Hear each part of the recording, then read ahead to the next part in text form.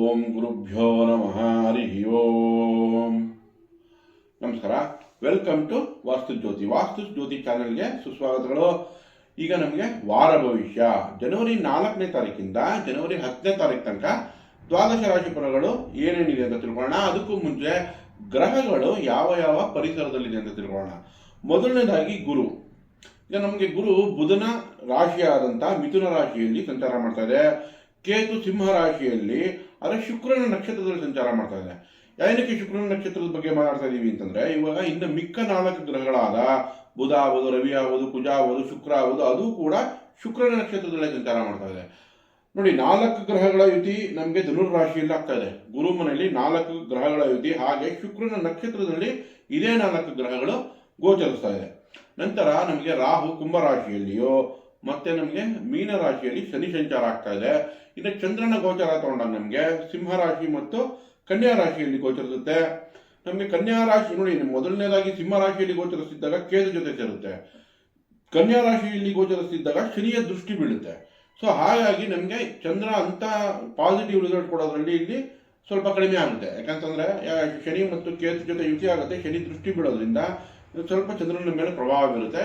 ಇದು ಈ ವಾರದ ಪರಿಸರ, ಈ ವಾರದಲ್ಲಿ ಗ್ರಹಗತಿಗಳ ಗೋಚಾರ. ಈಗ ವಾರ ಭವಿಷ್ಯ ಜನವರಿ 4ರಿಂದ ಜನವರಿ 10ನೇ ತಾರೀಕು ತನಕ ದ್ವಾದಶ ರಾಶಿ ಫಲಗಳನ್ನು ತಿಳ್ಕೊಳ್ಳೋಣ. ಮೊದಲನೇದಾಗಿ ಮೇಷರಾಶಿ. ಈಗ ನೋಡಿ, ಮೇಷರಾಶಿಯವರಿಗೆ ಭಾಗ್ಯದಲ್ಲಿಯೇ 4 ಗ್ರಹಗಳ ಸಂಚಾರ. 4 ಗ್ರಹಗಳು ಕುಜ ಆಗ್ಬೋದು, ರವಿ ಆಗ್ಬೋದು, ಶುಕ್ರ ಆಗ್ಬೋದು, ಬುಧ ಆಗ್ಬೋದು, ಶುಕ್ರನ ನಕ್ಷತ್ರದಲ್ಲಿ ಧನುರ್ ರಾಶಿ ಅಂದ್ರೆ ಗುರು ಮನೆಯಲ್ಲಿ ಸಂಚಾರ ಮಾಡ್ತಾ ಇದೆ. ಇಲ್ಲೊಂದು ಯೋಗ ಏನುಂಟಾಗ್ತಿದೆ ಅಂತಂದ್ರೆ ಪರಿವರ್ತನಾ ಯೋಗ, ಅಂದ್ರೆ ಎಕ್ಸ್ಚೇಂಜ್ ಆಫ್ ಲಾರ್ಡ್. ಈಗ ನಮಗೆ ಮಿಥುನ ರಾಶಿಯಲ್ಲಿ ಗುರುನು, ಧನುರ್ ರಾಶಿಯಲ್ಲಿ ಬುಧ. ಈ ಬುಧ ಗುರು ಇಬ್ರು ಒಬ್ಬೊಬ್ಬರ ಮನೆಯನ್ನ ಇಂಟರ್ ಎಕ್ಸ್ಚೇಂಜ್ ಮಾಡ್ಕೊಂಡಿದ್ದೇವೆ. ಅಂದ್ರೆ ಈ ಅಧಿಪತಿ ಆ ಮನೆಯಲ್ಲಿದೆ, ಆ ಅಧಿಪತಿ ಇವ್ರ ಮನೆಯಲ್ಲಿದೆ. ಹಾಗಾಗಿ ಈ ಯೋಗದಿಂದ ನಿಮ್ಮ ಪ್ರಯತ್ನಗಳಿಂದ ಇಲ್ಲಿ ಲಾಭ ಬರುತ್ತೆ, ನಿಮ್ಮ ಮಾತುಕತೆಯಲ್ಲಿ ಜಯ ಆಗುತ್ತೆ, ನಿಮ್ಮ ಕೆಲಸ ಕಾರ್ಯಕ್ಕೆ ಉತ್ತಮ ಫಲ ಸಿಗುವಂತ ವಾರ ಆಗುತ್ತೆ ಈಗ ಮೇಷರಾಶಿಯವರಿಗೆ. ಈಗ ಈ ತಿಂಗಳಲ್ಲಿ ನಿಮಗೆ ಅತ್ಯುತ್ತಮ ವಾರ ಅಂತಾನೆ ಹೇಳ್ಬೋದು. ಕಮ್ಯುನಿಕೇಶನ್ ಇಂದ, ಮಾತುಕತೆಯಿಂದ, ಜೊತೆಗೆ ಇದುವರೆಗೂ ಏನು ಪ್ರಯತ್ನ ಪಟ್ಟಿದ್ದೀರಾ ಅದರಿಂದ, ನಂತರ ಸ್ನೇಹಿತರಿಂದ ಆಗ್ಬೋದು. ಈಗ ಬುಧ ನಮಗೆ ಸ್ನೇಹಿತರನ್ನ ತೋರಿಸುತ್ತೆ, ಇದರಿಂದ ನಿಮಗೆ ಅನುಕೂಲಗಳು ಚೆನ್ನಾಗಿದೆ. ಜೊತೆಗೆ ಕುಜನೂ ಜೊತೆಲಿ ಇರೋದ್ರಿಂದ ನಿಮಗೆ ಮಕ್ಕಳ ವಿಚಾರದಲ್ಲಿ ಸ್ವಲ್ಪ ಎಚ್ಚರಿಕೆ ವಹಿಸಬೇಕು. ಆದರೆ ಅಣ್ತಮ್ಮನಿಂದ ಲಾಭ ಕೂಡ ಸಿಗುತ್ತೆ. ನಂತರ ನಿಮಗೆ ರವಿ ಭಾಗ್ಯದಲ್ಲಿದೆ. ಹಾಗಾಗಿ ನೋಡಿ, ಈ ರವಿಯ ಮೇಲೆ ಕೇತು ಕನೆಕ್ಟ್ ಆಗುತ್ತೆ. ಅಂದ್ರೆ 9-5 ಏನ್ ಕನೆಕ್ಟ್ ಆಗುತ್ತೆ, 1-5-9 ತ್ರಿಕೋಣ ಏನಿದೆ, ಪಂಚಮದಲ್ಲಿ ಕೇತು ಇದ್ದು, ಕೇತುವಿಂದ ಪಂಚಮದಲ್ಲಿ ನಮಗೆ ರವಿ ಆಗಲಿ, ಕುಜ ಆಗಲಿ, ಶುಕ್ರ ಆಗಲಿ ಅಥವಾ ಬುಧ ಸಂಚಾರ ಮಾಡ್ತಾ ಇರೋದ್ರಿಂದ ಮಕ್ಕಳ ವಿದ್ಯಾಭ್ಯಾಸದಲ್ಲಿ ಎಚ್ಚರಿಕೆ ವಹಿಸಬೇಕು. ನಂತರ ನಮಗೆ ಯಾವಾಗ ಬುಧ ಮತ್ತೆ ಕುಜನ ಸಂಯೋಗ ಆಗ್ತದೆ ಇಲ್ಲಿ, ಹಾಗಾಗಿ ಮಕ್ಕಳಿಗೆ ಸಣ್ಣ ಪುಟ್ಟ ಏಟು ಬೀಳುವಂತ ಚಾನ್ಸಸ್ ಇರುತ್ತೆ, ಅದರಲ್ಲಿ ಎಚ್ಚರಿಕೆ ವಹಿಸಬೇಕಾಗುತ್ತೆ. ನಮಗೆ ಸಂಕ್ರಾಂತಿ ನಂತರ ನಿಮಗೆ ಕೆಲಸ ಕಾರ್ಯಗಳಲ್ಲಿ ಅಭಿವೃದ್ಧಿನ ನಿರೀಕ್ಷಿಸಬಹುದು. ಈ ವಾರದಲ್ಲಿ ಏನು ಪ್ರಯತ್ನ ಪಟ್ಟಿದ್ದೀರೋ ಅದಕ್ಕೆ ನಿಮಗೆ ಒಳ್ಳೆಯ ಉತ್ತರನೇ ನಿಮಗೆ ಸಂಕ್ರಾಂತಿ ನಂತರ ನಿಮಗೆ ಒಳ್ಳೆ ಫಲಗಳನ್ನೇ ನಿರೀಕ್ಷಿಸಬಹುದು. ರಾಹು ಲಾಭ ಸ್ಥಾನದಲ್ಲಿ ಸಂಚಾರ ಮಾಡ್ತಾ ಇದೆ. ಸೊ ರಾಹುವಿಂದ ಈ ವಾರದಲ್ಲಿ ಉತ್ತಮ ಫಲನೇ ನಿರೀಕ್ಷಿಸಬಹುದು. ನಂತರ ಶನಿ ನಮಗೆ 12ರಲ್ಲಿರೋದ್ರಿಂದ ಶನಿ ಶಾಂತಿ ಅಗತ್ಯ ಇದೆ. ಈ ವಾರದಲ್ಲಿ ನಮಗೆ ಮೇಷರಾಶಿಯವರಿಗೆ ಓವರ್ ಆಲ್ ಆಗಿ ತಗೊಂಡ್ರೆ ಅತ್ಯುತ್ತಮ ಅಂತಾನೆ ಹೇಳ್ಬೋದು. ಮಕ್ಕಳ ವಿಚಾರದಲ್ಲಿ ಸ್ವಲ್ಪ ಎಚ್ಚರಿಕೆ ವಹಿಸಿದ್ರೆ ಸಾಕು, ಇನ್ನು ಎಲ್ಲ ವಿಷಯದಲ್ಲೂ ಇವರಿಗೆ ಉತ್ತಮ ಫಲನೇ ಸಿಗುತ್ತೆ. ವೃಷಭ ರಾಶಿಯವರಿಗೆ ಈ ವಾರದಲ್ಲಿ ನೋಡಿ, 2ನೇ ಮನೆಯಲ್ಲಿ ಗುರು, ಕುಟುಂಬ ಸ್ಥಾನದಲ್ಲಿ ಗುರು ಮತ್ತು ಅಷ್ಟಮದಲ್ಲಿ ಬುಧ, ಈ 2-8ರಲ್ಲಿ ಬದಲಾವಣೆ ಆಗಿದೆ, ಚೇಂಜ್ ಆಗಿದೆ. ಹಾಗಾಗಿ ವೃಷಭ ರಾಶಿಯವರಿಗೆ ಒಂದು ಶುಭ ಸುದ್ದಿ ಏನಂದ್ರೆ ಮಕ್ಕಳ ಮದುವೆ ಸೆಟ್ ಆಗ್ಬೋದು. ಯಾಕಂದ್ರೆ ಗುರು ದೃಷ್ಟಿ ಕುಜನ ಮೇಲೂ ಬಿದ್ದಿದೆ. ಕುಜ ಏನಾಗ್ತದೆ, ಸಪ್ತಮಾಧಿಪತಿ ಆಗುತ್ತೆ. ಹಾಗಾಗಿ ವೃಷಭ ರಾಶಿಯವರ ಮಕ್ಕಳಿಗಾಗಲಿ ಅಥವಾ ವೃಷಭ ರಾಶಿಯವರಿಗೆ ಆಗಲಿ ನಿಮಗೆ ಶುಭ ಫಲಗಳು ಅಥವಾ ಶುಭ ಕಾರ್ಯಗಳನ್ನ ನಡೆಸುವಂತ ಅವಕಾಶಗಳು ದೊರಕುತ್ತೆ. ಮತ್ತೆ ನಿಮಗೆ ಅಷ್ಟಮದಲ್ಲಿ ಶುಕ್ರ ಇದ್ರೆ ಆಕಸ್ಮಿಕ ಧನಲಾಭ ಅಥವಾ ಆಕಸ್ಮಿಕ ಶುಭ ಸುದ್ದಿಗಳನ್ನ ಸಿಗುತ್ತೆ. ಬುಧ ಕೂಡ ಅಷ್ಟಮದಲ್ಲಿ ವಿದ್ಯಾಭ್ಯಾಸದಲ್ಲಾಗಲಿ, ಪ್ರೀತಿ ಪ್ರೇಮ ಸಾಮರಸ್ಯದಲ್ಲಾಗಲಿ ಅನುಕೂಲಗಳನ್ನೇ ಮಾಡಿಕೊಡುತ್ತೆ.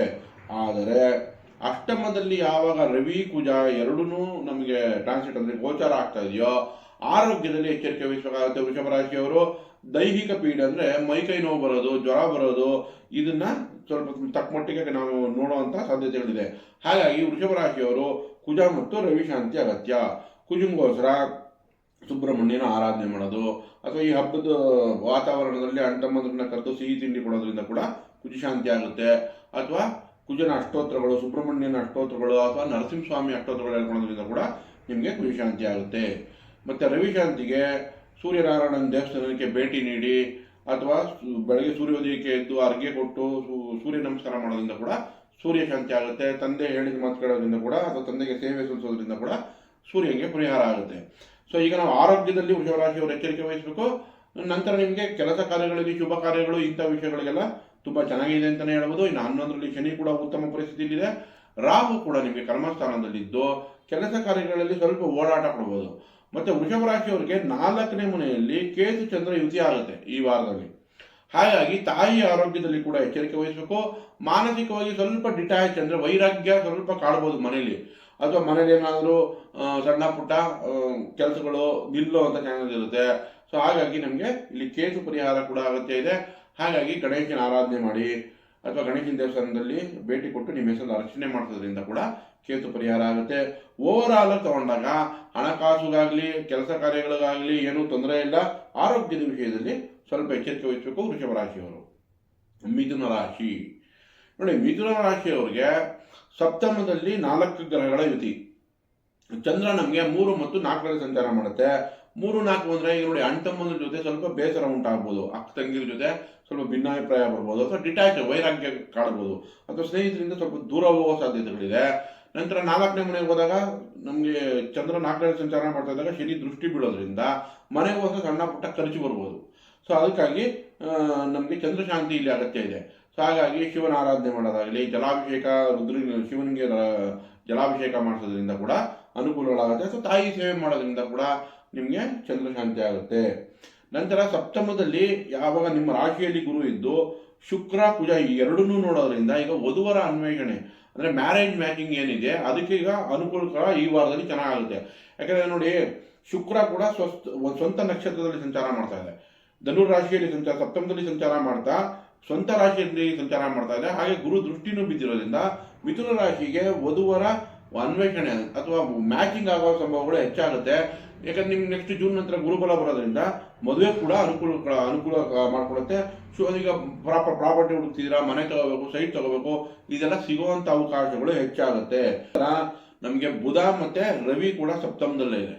ಸಪ್ತಮದಲ್ಲಿ ರವಿ ಬುಧ ಇರೋದ್ರಿಂದ ವ್ಯಾಪಾರ ವ್ಯವಹಾರಗಳಲ್ಲಿ ನಿಮಗೆ ಮಾತುಕತೆಯಲ್ಲಿ ಜಯ, ವ್ಯಾಪಾರದಲ್ಲಿ ಜಯ. ಓವರ್ ಆಲ್ ಆಗಿ ನಿಮಗೆ ಕೇಂದ್ರದಲ್ಲಿ ಬುಧ, ಯಾಕಂದ್ರೆ ಮಿಥುನ ರಾಶಿಗೆ ರಾಶಿಯಾಧಿಪತಿ ಮತ್ತು 4ನೇ ಮನೆ ಅಧಿಪತಿ. ಹಾಗಾಗಿ ಪ್ರಾಪರ್ಟಿ ವಿಷಯಕ್ಕಾಗಲಿ ಅಥವಾ ವ್ಯಾಪಾರ ವ್ಯವಹಾರಕ್ಕಾಗಲಿ ಎಲ್ಲದಕ್ಕೂ ನಿಮಗೆ ಮಿಥುನ ರಾಶಿಯವರಿಗೆ ಈ ವಾರದಲ್ಲಿ ಅನುಕೂಲಕರವಾಗೇ ಇರುತ್ತೆ. ಆದರೆ ಮಾತುಕತೆಯಲ್ಲಿ ಸ್ವಲ್ಪ ಎಚ್ಚರಿಕೆ ವಹಿಸಬೇಕು. ತಾಯಿ ಆರೋಗ್ಯ ಮತ್ತು ಮನೆಯ ಮೇಲೆ ಖರ್ಚು ಬರುವಂಥ ಚಾನ್ಸಸ್ ಇರುತ್ತೆ. ನಮಗೆ ಕರ್ಮಸ್ಥಾನದಲ್ಲಿ ಶನಿ ಸಂಚಾರ, ಅದು ಕರ್ಮಸ್ಥಾನದಲ್ಲಿ ಕರ್ಮಾಧಿಪತಿನೇ ಇರೋದ್ರಿಂದ ಲಾಭನೇ ಚೆನ್ನಾಗಿದೆ. ನಂತರ ನಮಗೆ ಭಾಗ್ಯದಲ್ಲಿ ರಾಹು ಇರೋದ್ರಿಂದ ಪ್ರಯಾಣಗಳು ಹೆಚ್ಚಾಗ್ಬೋದು. ಸೊ ಅದು ಮತ್ತೆ ಅದೃಷ್ಟಗಳು ಸ್ವಲ್ಪ ಕೊರತೆ ಇರುತ್ತೆ. ಬಟ್ ಆದರೂ ಕೂಡ ಸಪ್ತಮದಲ್ಲಿ ಶುಕ್ರ ಇರೋದ್ರಿಂದ, ಸಪ್ತಮದಲ್ಲಿ ಬುಧ ಇರೋದೆ, ಕುಜ ಇದೆ. ಹಾಗಾಗಿ ನಿಮಗೆ ಅನುಕೂಲಕರ ಏನಿರುತ್ತೆ, ಕೋಪ ತಾಪಗಳನ್ನು ಸ್ವಲ್ಪ ಕಂಟ್ರೋಲ್ ಮಾಡ್ಕೋಬೇಕಾಗುತ್ತೆ. ಯಾಕಂದರೆ ಕುಜ ನಮಗೆ ಸಪ್ತಮದಲ್ಲಿದ್ದು ನಿಮ್ಮ ರಾಶಿನೇ ನೋಡ್ತಾ ಇದೆ. ಹಾಗಾಗಿ ಸ್ವಲ್ಪ ಕೋಪ ತಾಪಗಳು ಹೆಚ್ಚಾಗ್ಬೋದು. ಮತ್ತು ಅಗ್ನಿತತ್ವದಲ್ಲೇ 2 ಅಗ್ನಿತತ್ವರ ಗ್ರಹಗಳಿರೋದ್ರಿಂದ ಸ್ವಲ್ಪ ಕೋಪ ತಾಪ ಅಥವಾ ಪತ್ನಿಗೆ ನೋಡಿ ಎಕ್ಸಸ್ ಆಫೀಟ್ ಆಗೋದು ಅಥವಾ ಪತ್ನಿಯ ಆರೋಗ್ಯದಲ್ಲಿ ಎಚ್ಚರಿಕೆ ವಹಿಸಬೇಕಾಗುತ್ತೆ. ಓವರಾಲ್ ಆಗಿ ಮಿಥುನ ರಾಶಿಯವರು ತೊಗೊಂಡ್ರೆ ಚೆನ್ನಾಗಿದೆ ಅಂತಲೇ ಹೇಳ್ಬೋದು, ಒಳ್ಳೆಯದಾಗಲಿ.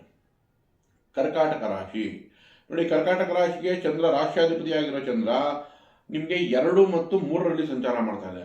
ಸೊ ಕುಟುಂಬದಲ್ಲಿ ಮತ್ತು ಅಣ್ತಮ್ಮಂದ್ರ ಜೊತೆ ಎಚ್ಚರಿಕೆಯಿಂದ ವ್ಯವಹರಿಸಬೇಕು. ಯಾಕಂದರೆ 2ನೇ ಮನೆಯಲ್ಲೇ ಕೇತು ಜೊತೆ ಯುತಿ ಆಗುತ್ತೆ. ಮತ್ತು 3ನೇ ಮನೆಗೆ ಹೋದಾಗ ಶನಿಯ ದೃಷ್ಟಿ ಬೀಳೋದ್ರಿಂದ ನಮಗೆ ಅಣ್ತಮ್ಮಂದ್ರು, ಅಕ್ಕಂಗಿರು ಅಥವಾ ಅಕ್ಕಪಕ್ಕ ನೈಬರ್ಸ್ ಜೊತೆ ಅಂದರೆ ಅಕ್ಕಪಕ್ಕ ಮನೆಯವ್ರ ಜೊತೆ ಆಗಲಿ ಅಥವಾ ಕುಟುಂಬದಲ್ಲಾಗಲಿ ಸ್ವಲ್ಪ ನೀರಸ ವಾತಾವರಣ ಅಥವಾ ಸ್ವಲ್ಪ ಡಿಟ್ಯಾಚ್ ಆಗ್ಬೋದು. ಅದಕ್ಕೋಸ್ಕರ ಚಂದ್ರ ಪರಿಹಾರ ಅಗತ್ಯ ಇದೆ. ನಿಮ್ಮ ರಾಶಿಯಾಧಿಪತಿನೇ ಆಗಿರೋದ್ರಿಂದ ಆರೋಗ್ಯದಲ್ಲಿ ಎಚ್ಚರಿಕೆ ವಹಿಸಬೇಕಾಗುತ್ತೆ. ಸೊ ಚಂದ್ರ ಪರಿಹಾರಕ್ಕೋಸ್ಕರ ತಾಯಿ ಸೇವೆ ಮಾಡಿ ಶಿವನ ದೇವಸ್ಥಾನಕ್ಕೆ ಭೇಟಿ ಕೊಟ್ಟು ಅಲ್ಲಿ ನಿಮ್ಮ ಹೆಸರಲ್ಲಿ ಅರ್ಚನೆಗಳು ಮಾಡಿಸೋದ್ರಿಂದ ಕೂಡ ಚಂದ್ರ ಶಾಂತಿ ಆಗುತ್ತೆ. ಇನ್ನು 6ನೇ ಮನೆಯಲ್ಲಿ ಕರ್ಕಾಟಕ ರಾಶಿಯವರಿಗೆ 6ನೇ ಮನೆಯಲ್ಲಿ 4 ಗ್ರಹಗಳ ಯುತಿ ಆಗ್ತಾ ಇರೋದ್ರಿಂದ ಕೆಲಸ ಕಾರ್ಯಗಳಲ್ಲಿ ಒಳ್ಳೆಯ ಪರಿವರ್ತನೆ ಆಗುತ್ತೆ. ಈಗ ಅಷ್ಟಮ ಶನಿಯಿಂದ ಏನೇನು ಒದ್ದಾಡಿದ್ರೋ ಈಗ ಅದಕ್ಕೆಲ್ಲ ಪ್ರಮೋಷನ್ ಎಕ್ಸ್ಪೆಕ್ಟ್ ಮಾಡ್ತಾ ಇದ್ರೆ ಈ ವಾರದಲ್ಲಿ ಒಳ್ಳೆ ಅವಕಾಶ ಸಿಗುತ್ತೆ. ಮೇಲಧಿಕಾರಿಯಿಂದ ಮೆಚ್ಚುಗೆ ಸಿಗುತ್ತೆ. ಸೊ 6ನೇ ಮನೆಯಲ್ಲಿ ಬುಧ ಕೂಡ ವಿದ್ಯಾರ್ಥಿಗಳಿಗೆ ಒಳ್ಳೆ ಅನುಕೂಲ ಮಾಡಿಕೊಡುತ್ತೆ. ವ್ಯಾಪಾರ ವ್ಯವಹಾರಗಳಲ್ಲಿ ಏಳಿಗೆ ಕೊಡುತ್ತೆ. ಇಂಪೋರ್ಟ್ ಎಕ್ಸ್ಪೋರ್ಟ್ ಮಾಡ್ತಿದ್ರೆ ಫಾರಿನಲ್ಲಿ ಅಥವಾ ಫಾರಿನ್ನಲ್ಲಿ ವಿದ್ಯಾಭ್ಯಾಸಕ್ಕೆ ಪ್ರಯತ್ನ ಪಡ್ತಾ ಇದ್ರೆ ಅಥವಾ ಅಲ್ಲಿ ವಿದ್ಯಾಭ್ಯಾಸ ಮಾಡ್ತಿದ್ರೆ ಅಲ್ಲಿ ಕೆಲಸ ಮಾಡ್ತಿದ್ರೆ ಅಂಥವ್ರಿಗೆಲ್ಲ ತುಂಬ ಅನುಕೂಲಗಳ ಪರಿಸ್ಥಿತಿ ಉಂಟು ಮಾಡುತ್ತೆ ಬುಧ. 3 12ನೇ ಮನೆ ಅಧಿಪತಿ ಆಗಿರೋದ್ರಿಂದ ಬುಧ 6ರಲ್ಲಿ ಇರೋದ್ರಿಂದ ಕೆಲಸ ಕಾರ್ಯಗಳು ದೂರ ಸಿಗೋದು ಚಾನ್ಸಸ್ ಹೆಚ್ಚಾಗುತ್ತೆ. ನಂತರ ಇವಾಗ ನಾವು ಶುಕ್ರನ ತಗೊಂಡಾಗ ಶುಕ್ರ ಕೂಡ 6ರಲ್ಲಿ ಸಂಚಾರ ಮಾಡ್ತಾ ಇದೆ. 6ನೇ ಮನೆಯಲ್ಲಿ ಶುಕ್ರ ಸಂಚಾರ ಮಾಡ್ತಾ ಇದ್ರೆ ನಿಮಗೆ ನೋಡಿ, ಬ್ಯಾಂಕಿಂದ ಲೋನ್ ಬೇಕೋ, ಗೃಹ ನಿರ್ಮಾಣ ಮಾಡೋಕ್ಕೆ ಪ್ರಯತ್ನ ಪಡ್ತಿದ್ದೀರಾ, ಬ್ಯಾಂಕಿಂದ ಲೋನ್ ಬೇಕು ಅಥವಾ ವಾಹನ ತಗೋಬೇಕು, ಅದಕ್ಕೆ ಲೋನ್ ಬೇಕು ಅಥವಾ ಲೋನ್ ತೀರಿಸಬೇಕು, ಇಂಥ ವಿಷಯಗಳಿಗೆ ಶುಕ್ರ ಅನುಕೂಲ ಮಾಡಿಕೊಡುತ್ತೆ. ಆದರೆ ಪ್ರೀತಿ ಪ್ರೇಮಕ್ಕೆ ಸ್ವಲ್ಪ ಹಿನ್ನಡೆ ಇದೆ. ಶುಕ್ರ 6ನೇ ಮನೆಯಲ್ಲಿ ಪ್ರೀತಿ ಪ್ರೇಮ ಸಾಮರಸ್ಯಕ್ಕೆ ಸ್ವಲ್ಪ ಹಿನ್ನಡೆಯನ್ನು ಕೊಡುತ್ತೆ. ಓವರಾಲ್ ಆಗಿ ತಗೊಂಡ್ರೆ ಕೆಲಸ ಕಾರ್ಯಗಳಿಗೆ ತುಂಬ ಚೆನ್ನಾಗಿದೆ ಅಂತಲೇ ಹೇಳ್ಬೋದು. ಪ್ರಯಾಣಗಳು ಕೂಡ ಅನುಕೂಲಕರವಾಗಿದೆ. ಅಷ್ಟಮದಲ್ಲಿ ರಾಹು ಮತ್ತು ಭಾಗ್ಯದಲ್ಲಿ ಶನಿ ಸಂಚಾರ ಮಾಡ್ತಾ ಇದೆ. ಭಾಗ್ಯದಲ್ಲಿ ಶನಿ ಸಂಚಾರ ಮಾಡ್ತಿದ್ರೆ ಅದೃಷ್ಟಗಳ ಕೊರತೆ ಅಥವಾ ನಿಧಾನ ಆಗೋ ಚಾನ್ಸಸ್ ಹೆಚ್ಚಾಗಿರುತ್ತೆ. ಹಾಗಾಗಿ ನಿಮಗೆ ಶನಿ ಶಾಂತಿ ಅಗತ್ಯ. ಸೊ ಓವರಾಲ್ ಆಗಿ ತಗೊಂಡ್ರೆ ನಮಗೆ ಈ ವಾರದಲ್ಲಿ ಕರ್ಕಾಟಕ ರಾಶಿಯವರಿಗೆ ಶುಕ್ರ ಶಾಂತಿ ಬೇಕಾಗಿದೆ, ಶುಕ್ರನ ಪರಿಹಾರ ಬೇಕಾಗಿದೆ. ಹಾಗಾಗಿ ಅವರೆಕಾಳು ದಾನ ಕೊಡೋದಾಗಲಿ, ದುರ್ಗಾದೇವಿ ಆರಾಧನೆ ಮಾಡೋದಾಗಲಿ ಅಥವಾ ಈ ಶುಕ್ರವಾರ ಮುತ್ತೈದರನ್ನ ಮನೆ ಕರೆದು ಅವರಿಗೆ ನೀವು ಅಲಂಕಾರಿಕ ವಸ್ತುಗಳನ್ನು ಕೊಡೋದ್ರಿಂದ ಕೂಡ ನಿಮಗೆ ಶುಕ್ರ ಶಾಂತಿ ಆಗುತ್ತೆ. ಏನು ಸುಗಂಧ ದ್ರವ್ಯಗಳನ್ನ ಕೊಡೋದು ಅಂದರೆ ಸೆಂಟು ಅಥವಾ ಮೇಕಪ್ ಐಟಮ್ಸು ಇಂಥದ್ದನ್ನ ಗಿಫ್ಟ್ ಕೊಡೋದ್ರಿಂದ ಕೂಡ ಶುಕ್ರ ಪರಿಹಾರ ಆಗುತ್ತೆ. ಓವರಾಲ್ ಆಗಿ ತಗೊಂಡ್ರೆ ಕರ್ಕಾಟಕ ರಾಶಿಯವರಿಗೆ ಕೆಲಸ ಕಾರ್ಯಗಳಲ್ಲಿ ಒಳ್ಳೆ ಬದಲಾವಣೆಗಳಿದೆ ಮತ್ತು ಮಾತುಕತೆ ಮತ್ತು ಕುಟುಂಬದಲ್ಲಿ ಸ್ವಲ್ಪ ಎಚ್ಚರಿಕೆಯಿಂದ ವಹಿಸಬೇಕು. ಓವರಾಲ್ ಆಗಿ ತಗೊಂಡ್ರೆ ಚೆನ್ನಾಗಿದೆ ಅಂತಲೇ ಹೇಳ್ಬೋದು. ಒಳ್ಳೆಯದಾಗಲಿ. ದಯವಿಟ್ಟು ಈ ವಿಡಿಯೋ ಇಷ್ಟ ಇದ್ದಲ್ಲಿ ಲೈಕ್ ಮಾಡಿ, ಶೇರ್ ಮಾಡಿ. ಧನ್ಯವಾದಗಳು.